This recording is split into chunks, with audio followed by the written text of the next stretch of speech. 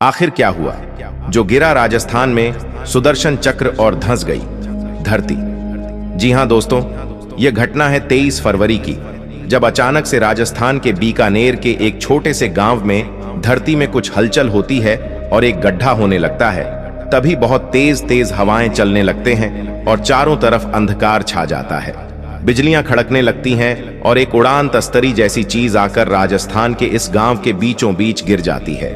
इसके बाद वहां ठहरे सभी लोगों को पता चलता है कि वह उड़ान टेस्टी और कुछ नहीं बल्कि भगवान श्री कृष्ण का सुदर्शन चक्र है। दोस्तों, यह चक्र आखिर यहां आया कैसे और इस जगह इसके गिरने का क्या उद्देश्य था, ये सभी सवाल हर किसी के मन में चल रहे हैं। लेकिन जब से यह चक्र वहां गिरा है, उसके बाद से ही वहां की धरती में एक बहुत बड़ा गड्ढा हो गया है, जो कि हर घड़ी गहरा ही होता जा रहा है और वैज्ञानिक भी इसे समझ नहीं पा रहे कि यह हो क्या रहा है। तो आइए जानते हैं इस घटना की पूरी जानकारी के बारे में। लेकिन उससे पहले, यदि आप भी श्री कृष्ण के सच्चे भक्त हैं तो कमेंट में जायस श्री कृष्णा जरूर लिखें। तो चलिए सबसे पहले जानते हैं सुदर्शन चक्र के रहस्य के बारे में और इसके इतिहास के बारे में। दोस्तों, कहते हैं कि सुदर्शन चक्र एक ऐसा अचूक अस्त्र था कि जिसे छोड़ने के बाद यह लक्ष्य का पीछा करता था और उसका काम तमाम करके वापस छोड़े गए स्थान पर आ जाता था। चक्र को विष्णु की तर्जनी अंगुली में घूमते हुए बताया जाता है। सबसे पहले यह चक्र उन्हीं के पास था। सिर्फ देवताओं के पास ही चक्र होते थे। चक्र सिर्फ उस मानव को ही प्राप्त होता था जिसे देवता लोग नियुक्त करते थे। दोस्तों, पुराणों के अनुसार विभिन्न देवताओं के पास अपने अपने चक्र हुआ करते थे। सभी चक्रों की अलग अलग क्षमता होती थी और सभी के चक्रों के नाम भी होते थे। महाभारत युद्ध में भगवान कृष्ण के पास सुदर्शन चक्र था। यह सुदर्शन चक्र कहां से आया था और चक्रों का जन्मदाता कौन था?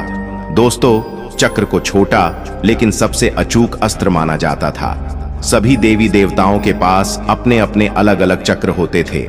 जैसे शंकर जी के चक्र का नाम भवरेंदु, विष्णु जी के चक्र का नाम कांता चक्र और देवी का चक्र मृत्यु मंजरी के नाम से जाना जाता था।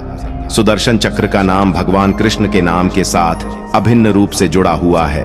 दोस्तों, सुदर्शन चक्र ब्रह्मास्त्र के समान ही अचूक था। हालांकि यह ब्रह्मास्त्र की तरह विध्वंसक नहीं था, लेकिन इसका प्रयोग अति आवश्यक होने पर ही किया जाता रहा है, क्योंकि एक बार छोड़े जाने पर यह दुश्मन को खत्म करके ही दम लेता था। इस आयुध की खासियत थी कि इसे तेजी से हाथ से घुमाने पर यह हवा के प्रवाह से मिलकर प्रचंड वेग से अग्नि प्रज्वलित कर दुश्मन को भस्म कर देता था। यह अत्यंत सुंदर, तीव्रगामी, तुरंत संचालित होने वाला एक भयानक अस्त्र था। दोस्तों, परमाणु बम के समान ही सुदर्शन चक्र के विज्ञान को भी अत्यंत गुप्त रखा गया है। गोपनीयता इसलिए रखी गई होगी कि इस अमोघ अस्त्र की जानकारी देवताओं को छोड़ दूसरों को न लग जाए, अन्यथा अयोग्य और गैर जिम्मेदार लोगों द्वारा इसका दुरुपयोग हो सकता था। यह चांदी की शलाकाओं से निर्मित था। इसकी ऊपरी और निचली सतहों पर लौह शूल लगे हुए थे। इसके साथ ही इसमें अत्यंत विषैले किस्म के विष थे, जिसे द्विमुखी पैनी छुरियों में रखा जाता था। इन पैनी छुरियों का भी उपयोग किया जाता था।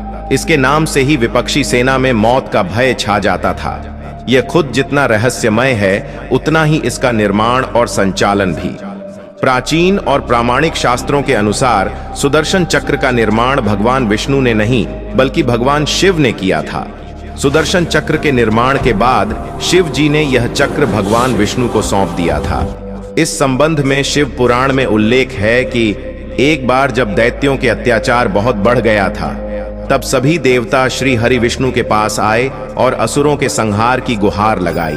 तब भगवान विष्णु ने कैलाश पर्वत पर जाकर भगवान शिव की विधिपूर्वक आराधना की थी और वे 1000 नामों से शिव की स्तुति करने लगे। वे प्रत्येक नाम पर एक कमल पुष्प भगवान शिव को चढ़ाते थे।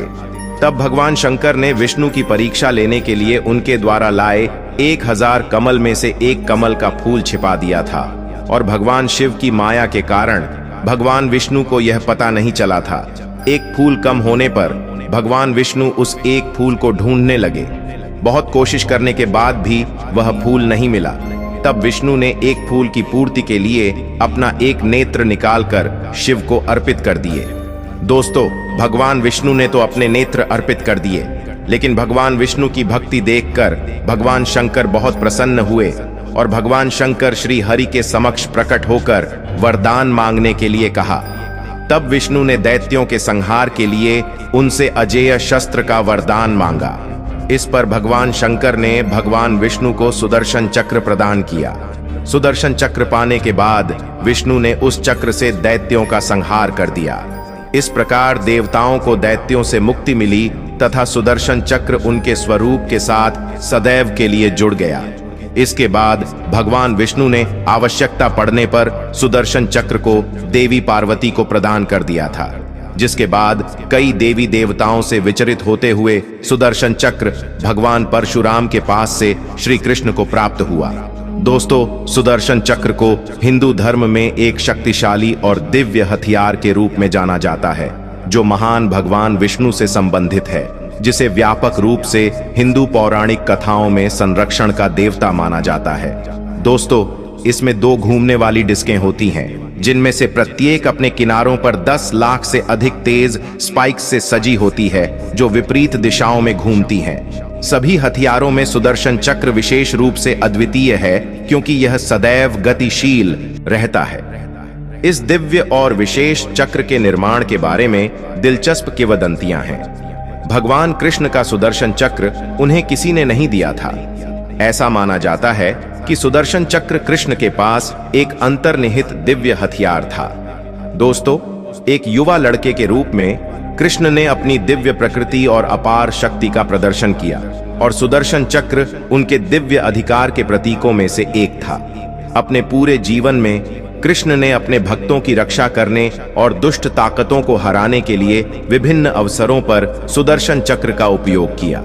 यह ब्रह्मांडीय व्यवस्था और दैवीय न्याय का प्रतिनिधित्व करता है, जो हिंदू पौराणिक कथाओं में धार्मिकता के रक्षक और धारक के रूप में कृष्ण की भूमिका को प्रदर्शित करता है।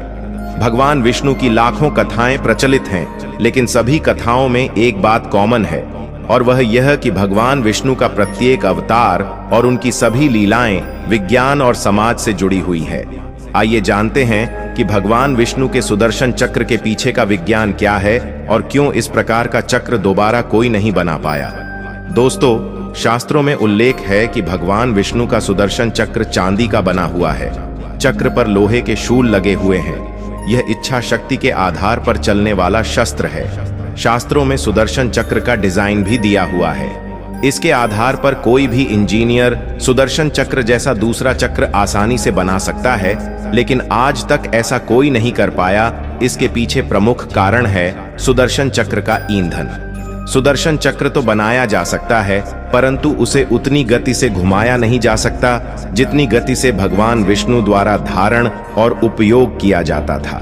शास्त्रों में इस बात का स्पष्ट उल्लेख है कि सुदर्शन चक्र को संचालित करने के लिए न्यूक्लियर फ्यूजन का उपयोग किया जाता है, जो प्रकृति में मात्र सूर्य के अंदर होता है। यही कारण है कि सुदर्शन चक्र जैसे घातक शस्त्र के निर्माण में चांदी का उपयोग किया गया, क्योंकि चांदी की इलेक्ट्रिक कंडक्टिविटी सबसे ज्यादा होती है। हमारा विज्ञान इतना तो संपन्न हो गया कि चांदी और लोहे का उपयोग करते हुए हूबहू सुदर्शन चक्र बना देगा और उसे इच्छा शक्ति के आधार पर कहीं पर भी भेजा जा सकता है और वापस बुलाया जा सकता है। लेकिन दुनिया भर के वैज्ञानिक आज भी यह प्रयास कर रहे हैं कि किस प्रकार सूर्य के अंदर मौजूद न्यूक्लियर फ्यूजन का उपयोग करते हुए ऊर्जा का उत्पादन किया जा सकता है। तो दोस्तों, इस चीज से पता चलता है कि किस प्रकार से सुदर्शन चक्र का निर्माण हुआ और यह श्री कृष्ण के हाथों में आया। तो चलिए अब आपको इस घटना की जानकारी बताते हैं। 33 अप्रैल की वह रात जब संपूर्ण विश्व में खुशी का माहौल था और भारत में हनुमान जयंती का अवसर था, सभी बहुत खुश थे। इसी बीच बहुत से भक्त राजस्थान के मेहंदीपुर बालाजी मंदिर भी जा रहे थे प्रभु के दर्शन करने के लिए। तब वहां से गुजरते हुए कुछ लोगों ने जब सुदर्शन चक्र को देखा तो किसी ने यह कल्पना ही नहीं कि सच में सुदर्शन चक्र, परंतु बाद में जब उस चक्र को ध्यान से देखा गया तो उसकी तुलना श्री कृष्ण के सुदर्शन चक्र से की गई। दोस्तों, इस गड्ढे से लोग कलयुग के अंत का भी अनुमान लगा रहे हैं। लोगों का कहना है कि शायद यह छेद इसी तरह से बढ़ता जाएगा और पूरी पृथ्वी को अपने अंदर ही समाहित कर लेगा।